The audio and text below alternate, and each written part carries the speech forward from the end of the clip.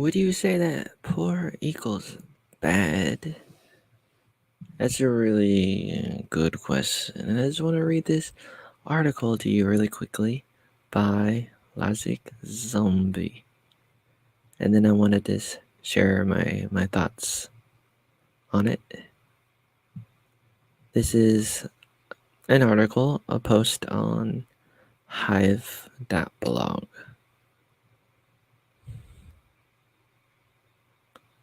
Here is Sammy. Television and movies and music do not make people violent. People have been violent for centuries without any assistance whatsoever. Sid,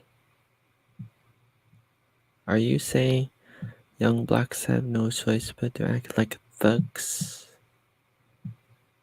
Sammy, I'm not suggesting they have no choice. Everyone has some choice. Sid, because they're poor? All poor people have extremely limited options and are not treated equally by the justice system. For example, children of all skin tones born into families that make $100,000 a year, middle class, have roughly the same life expectancy, education, and legal protections. Are you saying the culture has no choice but to exist? What you call the culture is simply a marketing campaign dreamed up to enrich lighter skin tone record executives. The appeal of this Missimo culture is not new. It wasn't even new in ancient Greece. Television and movies and music do not make people violent. People have been violent for centuries without any assistance whatsoever. Because they're generally poor? Total poor in the United States is only 13% of the population, leaving 87% not poor, and of this 13% of this 43 million, the single largest subcategory of 24% of 10 million people are identified as American Indian, Alaskan Native. Or maybe you are saying white racism causes thug culture. Lighter skin tone bands buy the culture products. I would imagine that racism would actually cut deeply into the pop- popularity of such things. And don't forget the mafioso culture products and supervillains products and serial killer products, which are apparently harmless.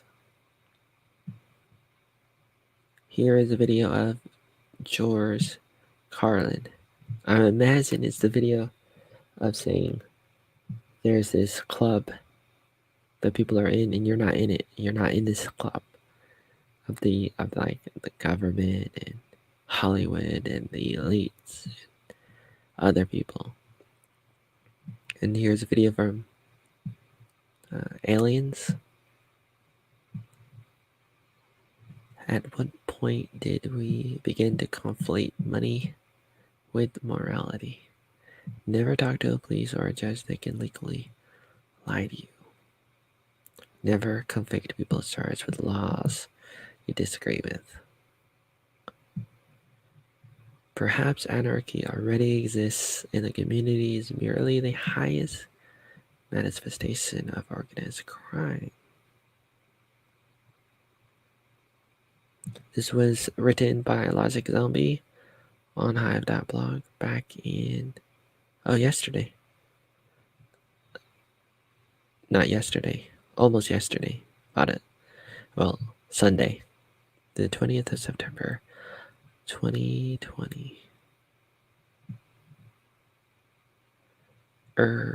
Germany wrote In certain ways, television contributes to violence through constant repetition of direct and indirect messages of violence. In the past, it was not television, but word of mouth propaganda. All messages with violent content which are repeated permanently and penetratedly by enough people contribute to violence. Perhaps. Yeah, that is an argument. Not 100%ly perhaps, but it's I don't know exactly, but I wouldn't blame it on just that alone because people still have free will. Logic Zombie. Although they haven't seemed to realize the inherent flaws in the concept of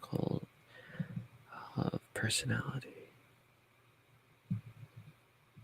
And then he mentions this television show called The Boys, and that's something I need to go watch. And he ends with,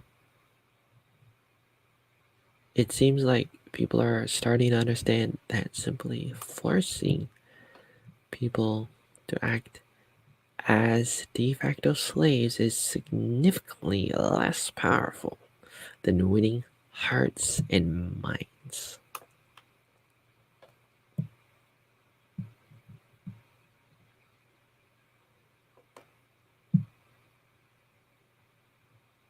We're we're brainwashed. And there's a law, apparently. A lot of laws. Too many laws to know. If you pick a flower in a park,